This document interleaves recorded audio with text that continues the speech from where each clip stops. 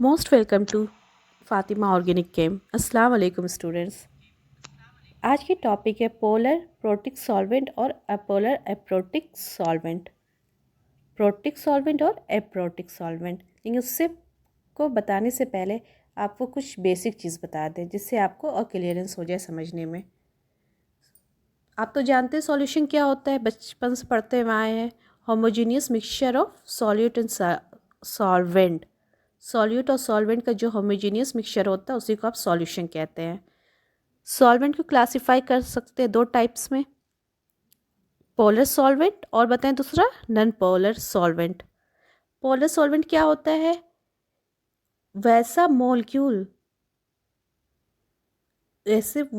ऐसा सॉल्वेंट जो उस मॉलिक्यूल से बना हो जिसके बीच के जो आइटम है, एटम्स, उसकी जो इलेक्ट्रोनेगेटिविटी डिफरेंस ज़्यादा हो, मतलब दोनों की इलेक्ट्रोनेगेटिविटी जो है एटम या मॉलिक्यूल की, दोनों के बीच की इलेक्ट्रोनेगेटिविटी डिफरेंस ज़्यादा हो, वो ऐसे मतलब मॉलिक्यूल से बना हो, उसको क्या कहेंगे? Polar solvent. It is composed of molecule that contain bond between atom with different electronegativity. जिसे आप एग्जाम्पल से अभी यहाँ पे समझ लेंगे। यहाँ पे हमने एग्जाम्पल दिया हुआ है कि क्या होता है। वाटर NH3, तो वाटर में देखें हाइड्रोजन ऑक्सीजन की इलेक्ट्रोनेगेटिविटी डिफरेंस दोनों की बहुत ज़्यादा है।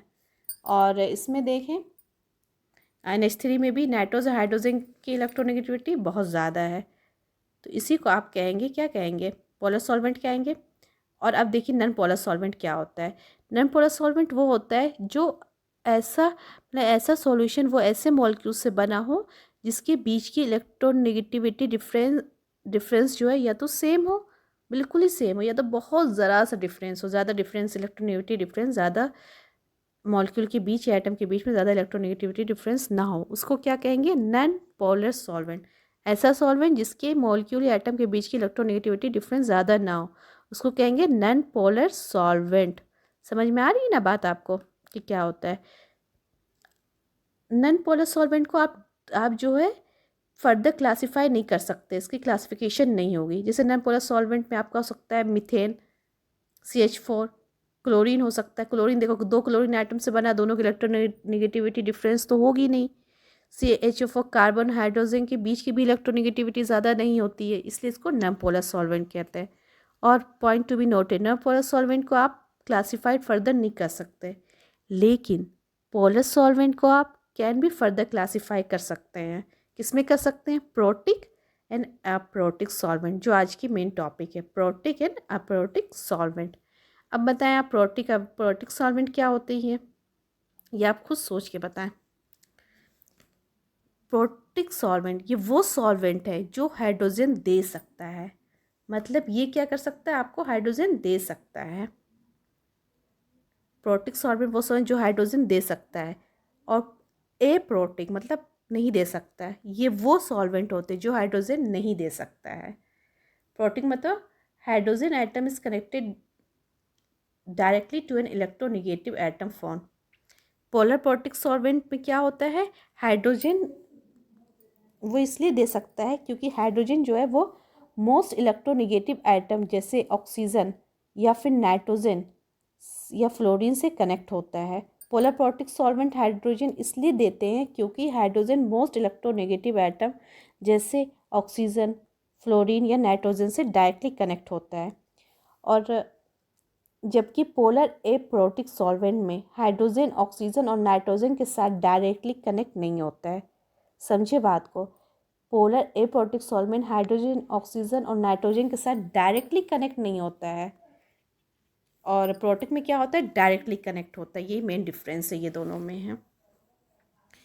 तो hydrogen atom is directly connected to an electronegative atom. सबसे ज़्यादा इलेक्ट्रोनेगेटिव एटम से अगर हाइड्रोजन एटम कनेक्ट है तो फिर आप उसको क्या देंगे? Protic solvent. Means electronegative atom सबसे ज़्यादा कौन होता है?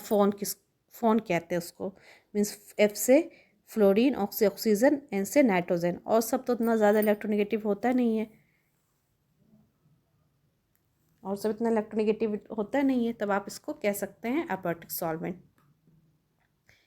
प्रोटिक सॉल्वेंट के एग्जाम्पल था water, methanol, ethanol, acetic acid.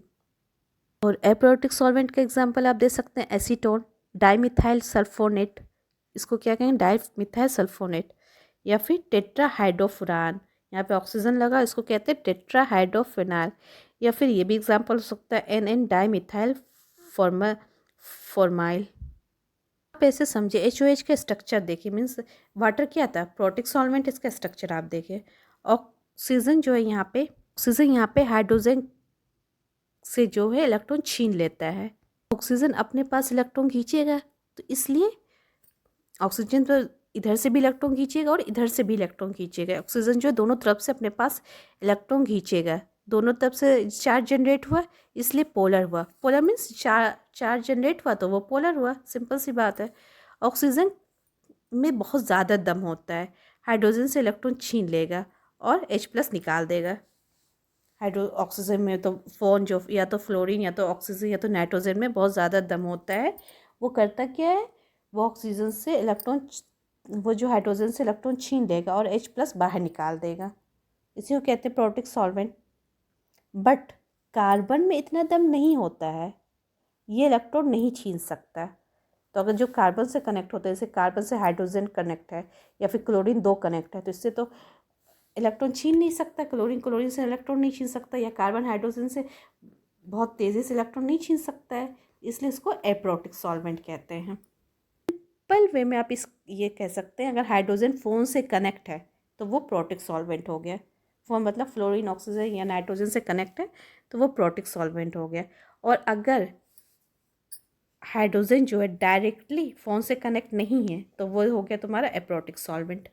Aprotic solvent में प्रोटॉन प्रोवाइड नहीं करता है और प्रोटिक सॉल्वेंट में प्रोटॉन प्रोवाइड करेगा। जैसे आप एसीटोन का एग्जांपल देखे थे, कार्बन हाइड्रोजन को इतनी इलेक्ट्रोनेगेटिविटी डिफरेंस नहीं होती है कि कार्बन इलेक्ट्रॉन छीन सके, ये सिर्फ फोन से छीन सकता है, तो यह एप्रोटिक सॉल्वेंट हुआ।